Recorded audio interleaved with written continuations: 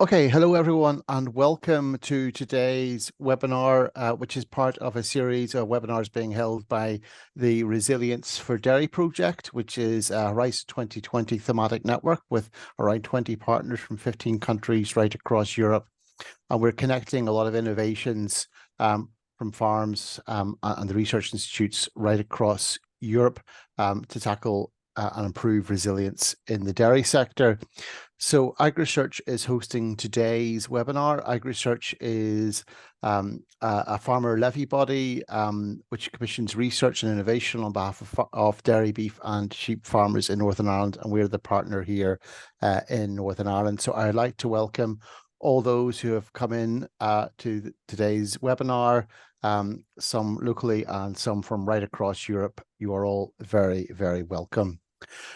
Just in terms of housekeeping, today's webinar is being recorded and a copy will be available on the R4D YouTube channel in due course.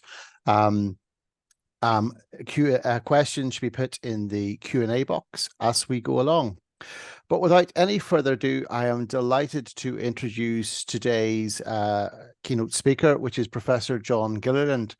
Now, John is a former president of the Ulster Farmers Union and chair of DEFRA's Rural Climate Change Forum. He's a well-known figure in the UK and Irish food and farming industries, as well as leading businessman, policy advocate, farmer and scientist.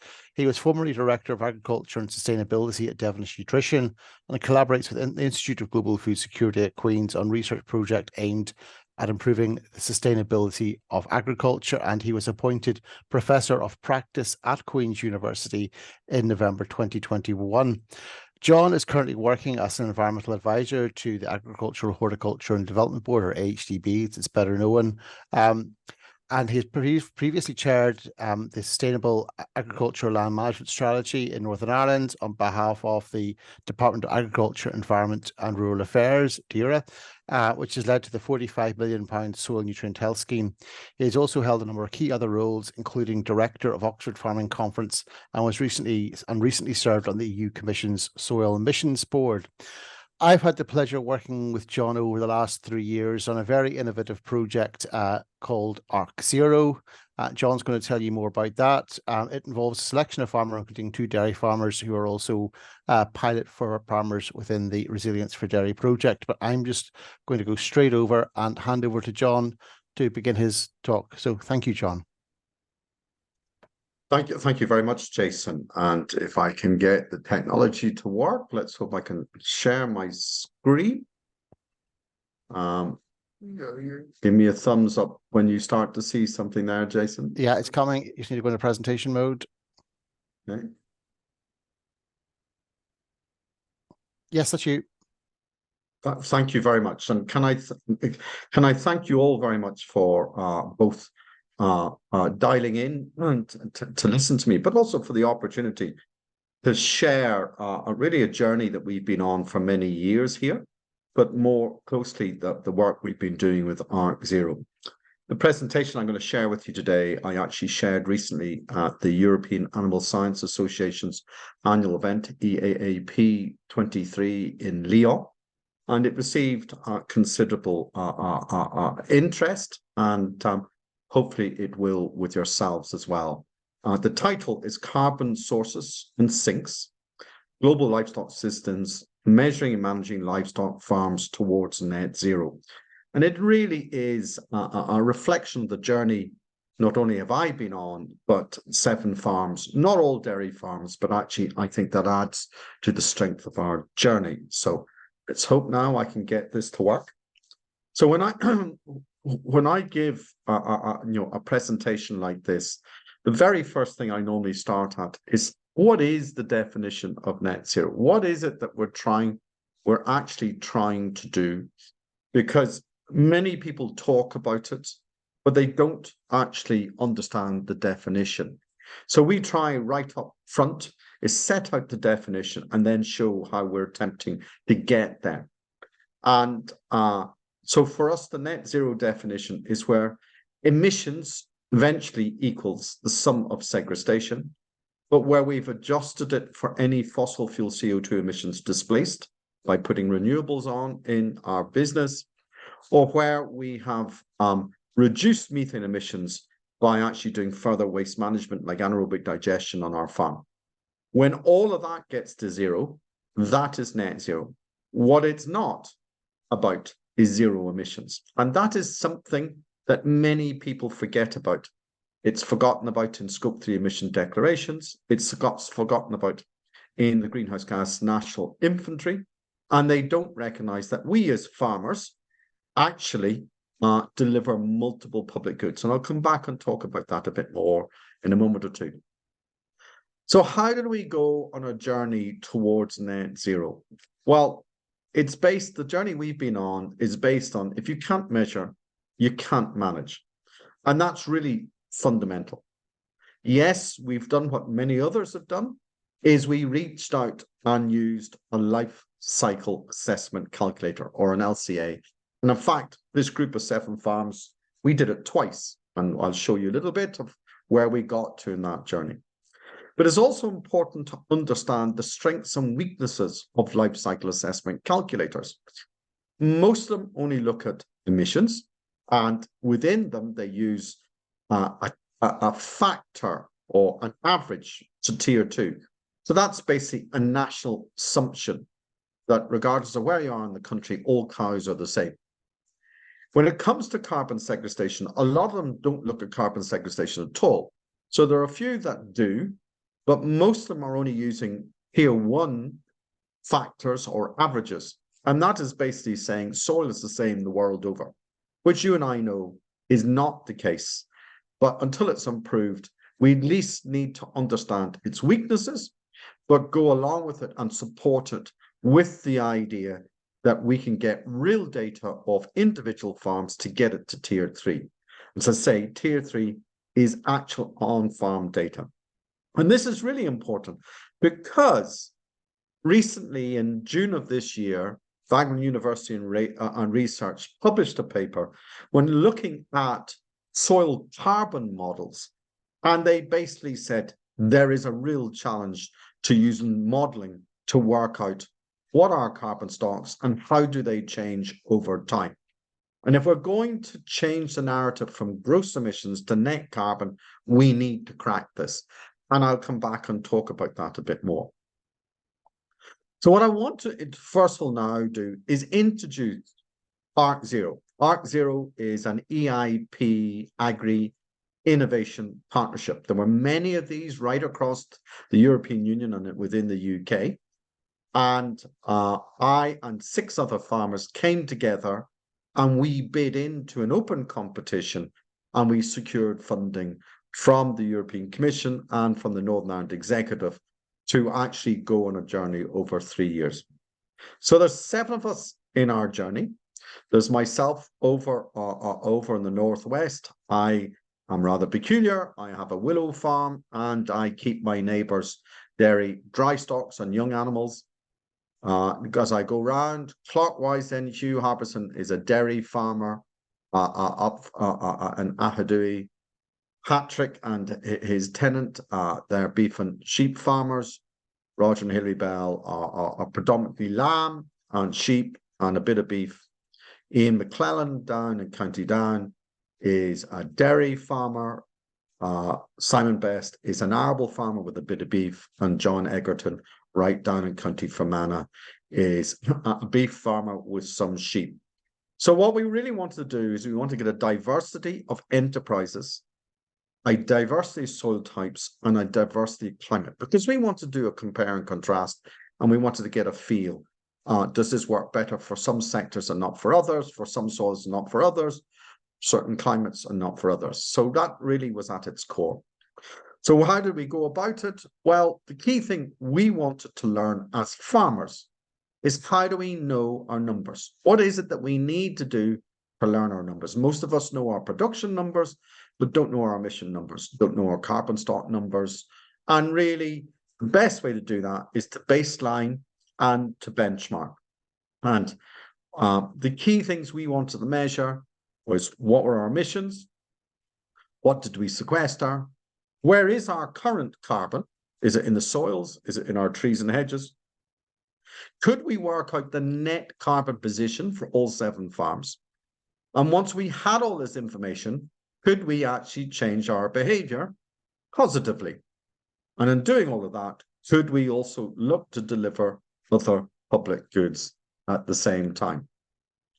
So the first thing we did, as I say, we reached out, and the life cycle assessment calculator we chose is from SRUC and SAC in Edinburgh, called AgriCalc. And so what you can see is we've put all 7 farms through their tier 2 emissions module as such. And you can see there are total emissions from each of the farms, the 2 dairy ones at the top, right down to my own at the bottom. The second thing we asked them to do is, could we then engage their tier 1 sequestration model, accepting its weaknesses, that it's not as accurate, but at least allow us to get some idea of where these farms sequestering. And you can see there on the right-hand side what these farms have been sequestering, with the caveat it is only to tier 1. And I'll come back and talk a bit more about that. So when you do this, then you can then put one against the other. So you can see the 7 farms, you can see their enterprises, you can see their gross emissions, you can see their gross sequestration, you can see their net emissions, bearing in mind that this is only to tier 1 and sequestration. And then you can see right on the right-hand side, how does the net figure for the farm compare to the gross emissions? And what you can see there for the 2 dairy farms, and it's coincidence, they're 2 different dairy farms, but by bringing in carbon sequestration in a mineral soil with some of the trees and hedges in there, they're getting roughly about a 28% reduction. But you can also see down there is that no 2 farms are in the same place. And actually, some farms are already beyond net zero today. And it's really important that we recognize that the journey to net zero, the target of net zero by 2050, is actually for the sector. It is not for every single farm. And I do foresee, just like we did with milk quotas all those years, that there will be some kind of trading scheme between farmers where someone may be surplus in carbon and can trade it out for a year. Someone may be the wrong side of carbon and might want to trade it in to get them over their particular difficulty in a particular year. What we really want to do then, because there's any amount of organizations working way with emissions, but actually the poor brethren on the journey to net zero is actually working out carbon stocks and working out how much carbon sequestration actually takes place. And how do we get this robust so that we can eventually claim this against tier 3, which is actual change. And the big changes that's happened over the last 10 years is really measuring equipment has got far more sophisticated.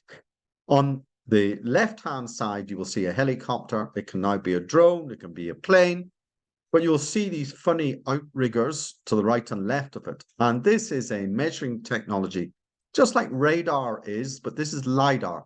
LiDAR uses laser beams, not radio beams, which are used in radar.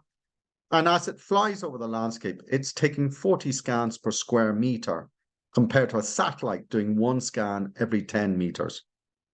And it really gives us this extraordinary image of our landscape, and particularly of our trees and hedges, as well as the topography of our landscape. And if you repeat that every 5 years, you measure change. And therefore, you can measure accurately, have I actually locked up more carbon or less carbon in my farm? The second bigger technology, this particular photograph is taken of a Scottish company called AgriCarbon, and they now have a professional service that can measure our soil organic carbon percentage at 4 different depths down to a meter or to the sea horizon.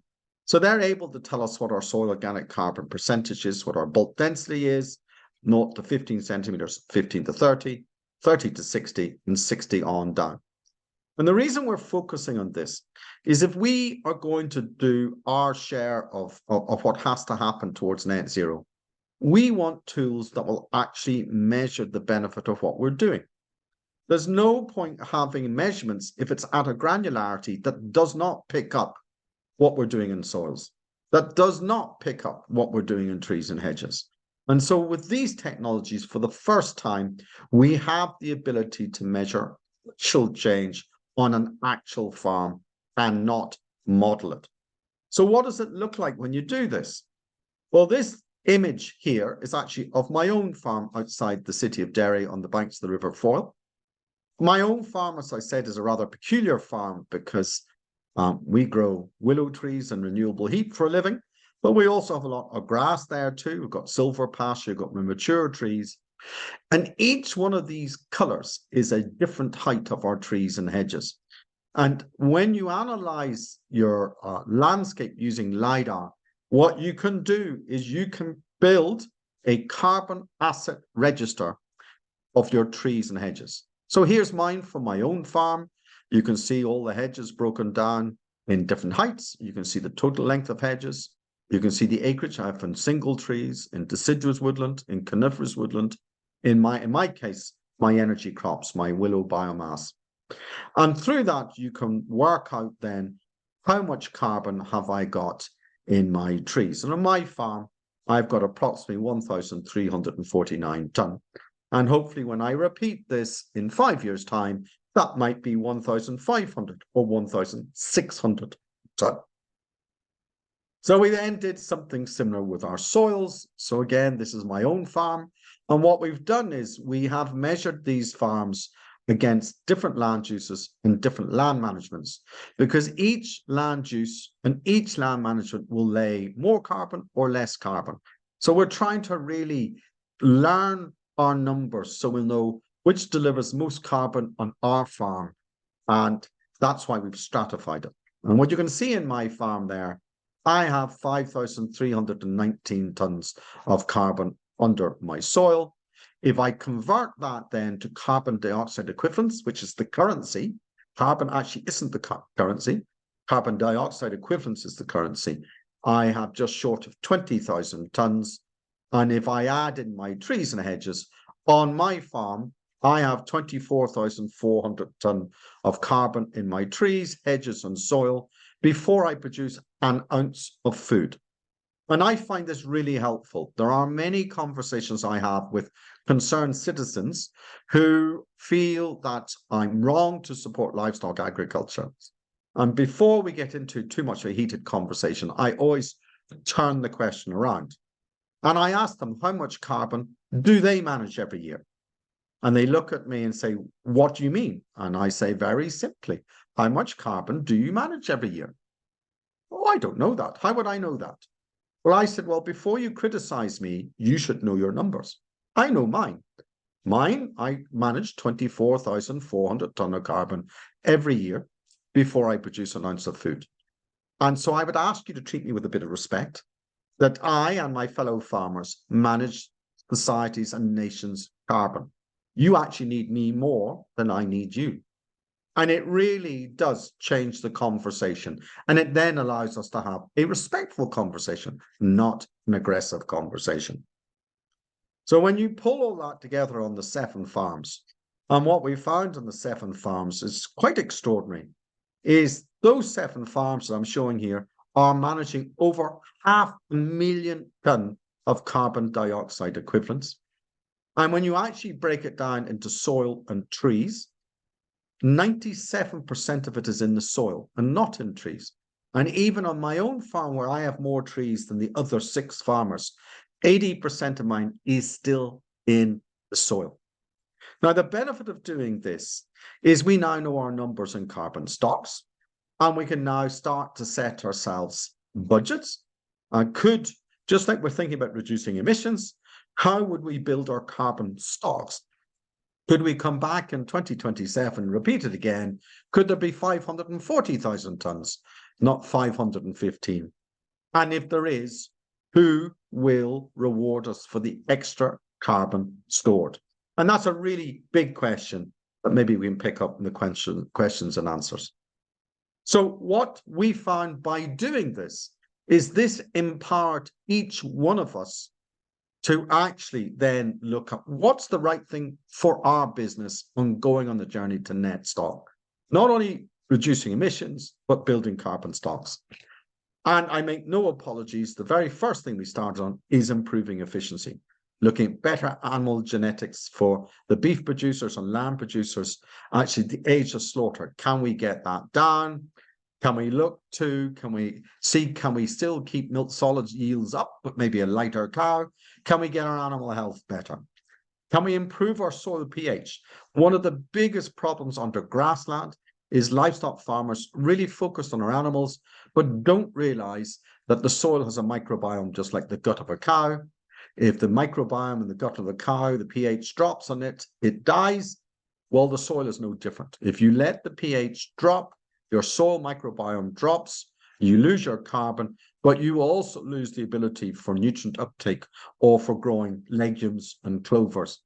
Because we see certainly that reducing nitrous oxide emissions, remember it's a long-lived gas, not a short-lived gas, unlike methane, reducing our nitrous oxide by using more legumes and more multi-species swards is something that we want to try and achieve. And then alongside that, then how do we build trees, hedgerows? And then how do we look at other ideas? On my own farm, we did something crazy. We actually grazed our willow trees and had a 27% reduction in greenhouse gas emissions per kilo of live weight gain. And then looking like installing renewables and whatever. So did we get behavioral change? Well, yes, we did. And you can see very clearly that over the 2 years, 21 to 23, we've had quite sizable change. The change was not necessarily consistent for different reasons. It was helped by the fact that the price of fertilizer went through the roof. So there was a lot of us, not only emotionally, but financially looking to see, could we displace fertilizer, use more legumes. But also too, one of our farms had quite a bad ill health outbreak, and seeing the consequence of ill animals on the footprint of the farm was quite extraordinary and really brought back into focus why having healthy animals is really important about driving this agenda. And it's not just a carbon agenda, it's a profitability agenda. So up until now, we have been talking about complying with the Intergovernment Panel on Climate Change and their methodology for methane. And they use what they call Global Warming Potential 100, which is the standard. But back in June of this year, a letter was published in a science publication from 9 of the top UK agricultural climate change scientists from 8 of the top institutes. And you can see them all listed out there. And they really challenged, are single global warming potential impact assessments adequate for carbon footprints of agri-food systems? And they really flagged up that certainly for measuring methane, which is a short-lived gas, unlike nitrous oxide and CO2, which are long-lived gases, we actually should use a second methodology called GWP star. They also recognized in their publication that the IPCC are looking at this and have done for the last 2 years. And until they make a determination that people should report their journey against both methodologies. So back at the end of August in Lyon at the European Animal Science Association, when I gave this paper initially, we became the first group of farmers to actually publish our results against both methodologies. So you can see the 7 farms, you can see their enterprises, you can see how much the net carbon position is reduced against the gross emissions on GWP 100, and you can see it in GWP star. Now we have the caveat on this is that we have used the trend of the national herd in the UK over the last 20 years, because you need that figure, and that's what you can see our assumptions there. But what you can also see, it makes quite a big difference. If you add in carbon sequestration on mineral soils and then add in GWP star, those 2 dairy farms very nearly have got 50% of the way there before they start to do the other things within their farm. So certainly we are very keen to see that people report their journey against both methodologies to really flag up that methane is not being, biogenic methane from livestock is not being measured properly. I want to just finish off and say our journey here has not just been about net zero. It's been about delivering multiple public goods. And first and foremost is about producing nutritious food and tackling malnutrition.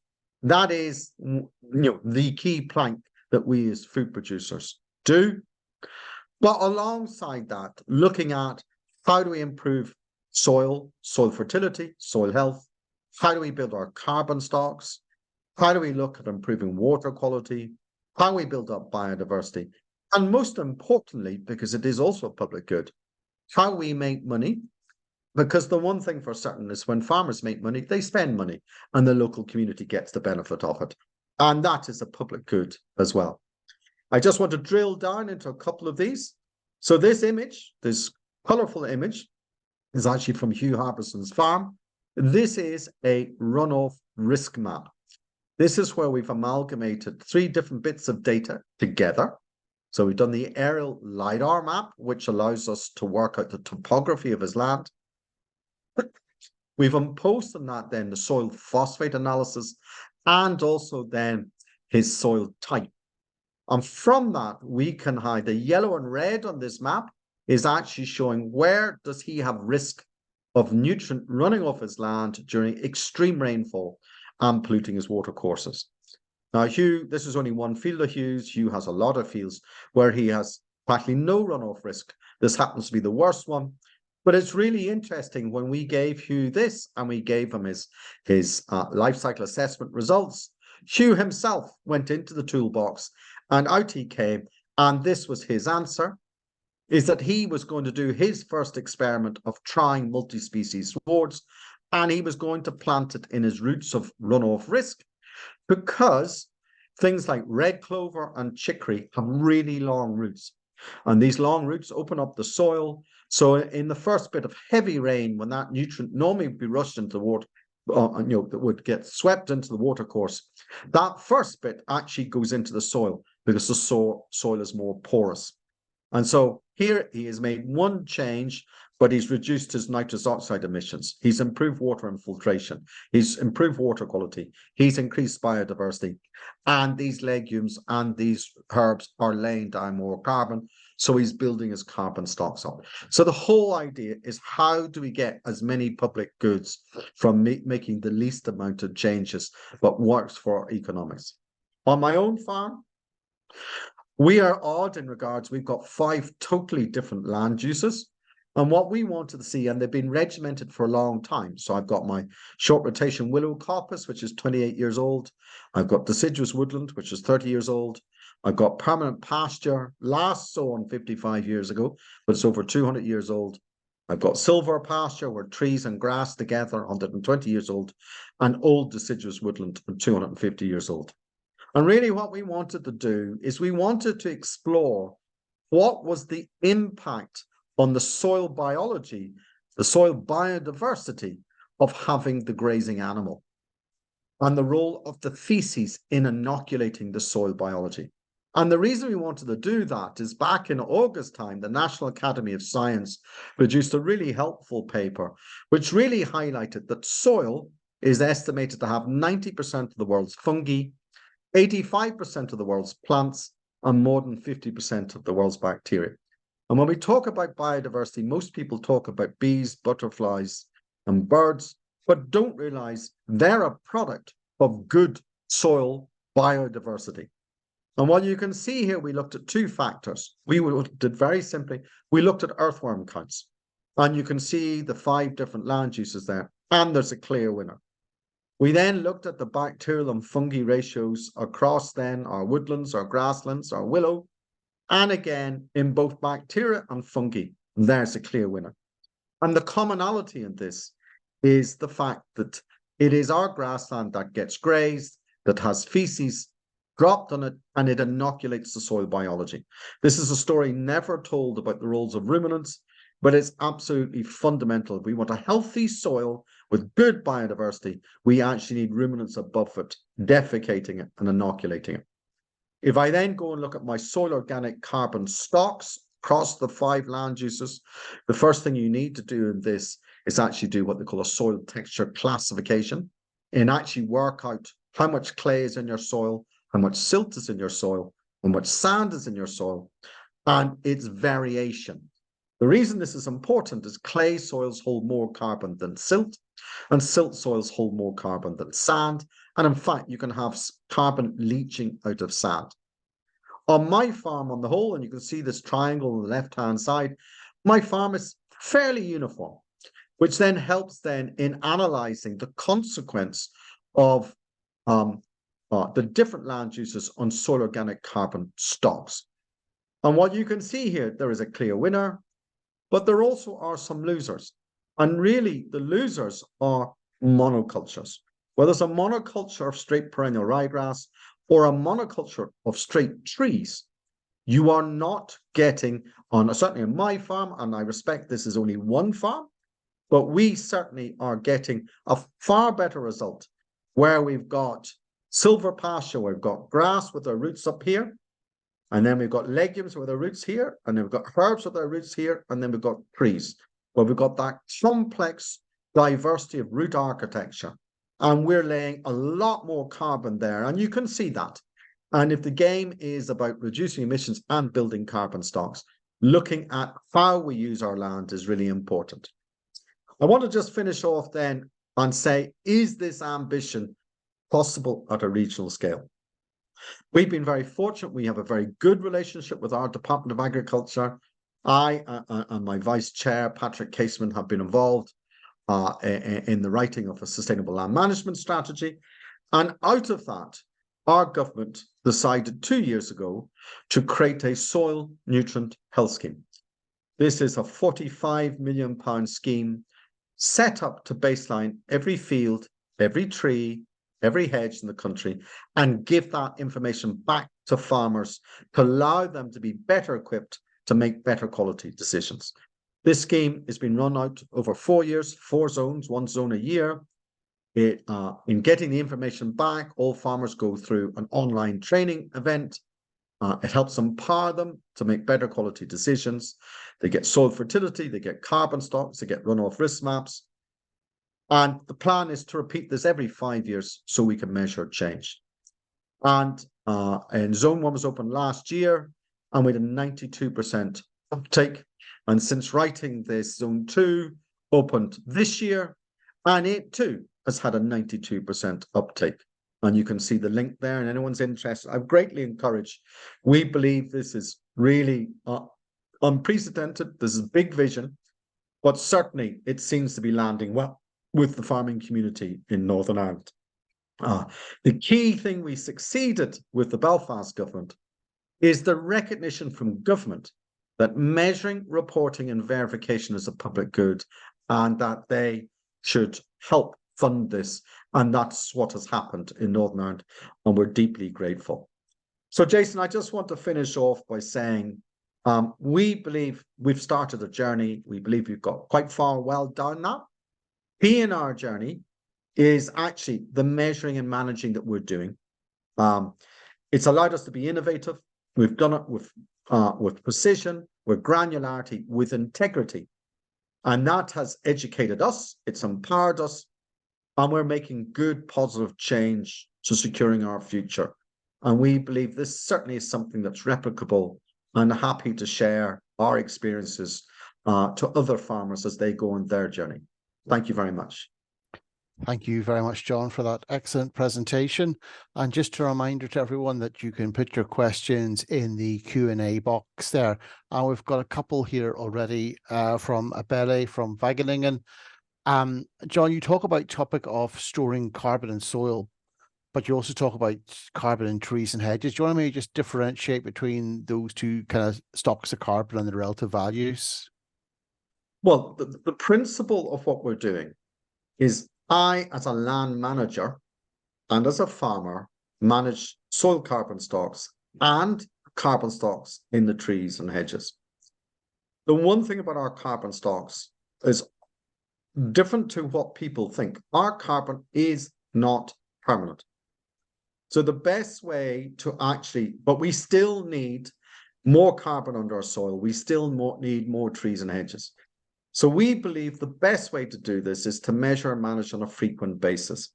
And so we've come up with the concept of going out and remeasuring every 5 years.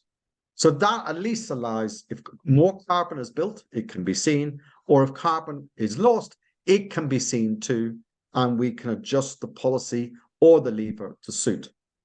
Farmers don't just measure, look at their soils. We are absolutely encouraging the role of trees in the food producing landscape, not about destocking, not about getting rid of animals, but putting trees and animals in the same space. That's why the silver pasture is really interesting. That's why putting woody riparian strips in the roots of overland flow, really interesting, particularly if some of those can also be grazed, which is what we've seen with the willow, with a 26-27% reduction in methane by grazing young willow trees as such. Can we look at multifunctionality? It's a more complex system, but it certainly seems to be delivering a win-win-win. Okay, thank you, John. And the next question from Abele is, obviously, you're making the calculations using the AgriCalc tool, which includes processes from outside the farm, such as the processing of fertilizers, wood chips, etc., and then comparing C emissions at farm level with the outcome of that tool. So, John, I'm guessing Abele is probably talking about differences in LCA and inventory. I'm guessing there. Do you want to make any comments around that? Well, when you pick a life cycle assessment calculator, you are looking at a life cycle. I mean, there is a complexity between a life cycle assessment calculator and the reporting of the greenhouse gas national inventory, because the greenhouse gas national inventory doesn't look at beyond the nation. Okay, so if we import fertilizer from a third country, the actual environmental cost of that fertilizer's manufacture rests with where it's manufactured. In what we've done with the life cycle assessment calculator, the environmental footprint of fertilizer coming on is actually put into our life cycle assessment results as such, so that at least we get a more honest reflection, so that in the case of nitrogen fertilizer, leading in our wetter soils to nitrous oxide emissions, it gives you a more truer reflection. And so, and it's one of the things we have seen, that certainly as you look towards GWP star, methane plays a lesser role, nitrous oxide plays a higher role. And if we're using the full life cycle assessment of nitrogen fertilizer, not just inside the farm gate, but in its manufacturing and transporting, you can really see the benefit of reducing our nitrogen fertilizer and switching to a legume-based agriculture. Okay, John, I'm moving on to the last question. As someone types one in quickly, and I'll sure he's kind of finished it right, but I'll argue he's asking about, what are the prospects of farmers being compensated for increasing their carbon levels on farm? How do we reward farmers for additional carbon sequestration? So the first thing I would say to all farmers, and there is a bit of a wild west out there, the private sector, I mean, I know of about 40 different companies now trying to buy people's carbon. And the first thing I will say to any farmer is, first of all, know your own numbers. Don't just go to your carbon stocks. Know your greenhouse gas emissions. And then look to net one against the other. Particularly if you're a livestock farmer, be very wary of selling any carbon, because you could very well need it. And so I know one or two farms who have sold carbon for the next 30 years, and I've got my hand to my head saying, wow, you've absolutely put yourself in a straitjacket. The system we're advocating is always measuring after the event, and then only getting involved after that, But we would always say, listen, look at your totality of your business first. Do not be in a panic, go and sell carbon. There is a carbon market out there in the UK. It's anything from 20 to 30 pounds a tonne. Interesting, Australia have taken real leadership on this. They've now set up a public-private framework through the Clean Air Regulator. and the Clean Air Regulator does the adjudicating. So you have to bring them the evidence that you have built your carbon stocks and you've reduced your emissions. If you succeed in getting through that, you get an Australian carbon credit unit. And the first 7 farms in Australia got through it this year. And their carbon is trading around 93 Australian dollars a tonne, which is like £60. And the reason they're getting far more is they've gone through a single statutory framework.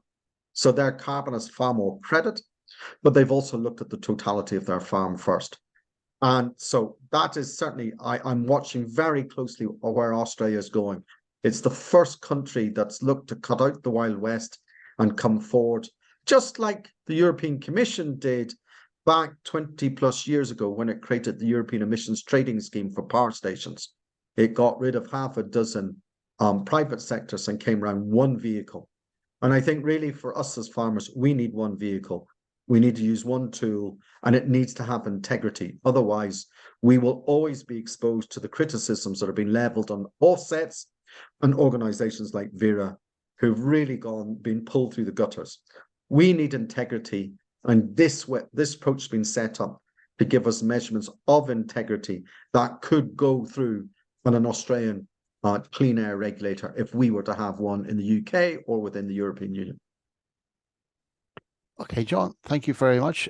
There's no more questions, so I'm going to wrap it up there. My thanks again to John for taking time out of his busy schedule to speak to us today, and our thanks to all of you for tuning in. Do keep in touch with the Resilience for Dairy website, because there are a whole series of webinars being planned over the next 9 months until the end of the project. So do keep your eye on that. Thank you again, John, and a very good day to you all.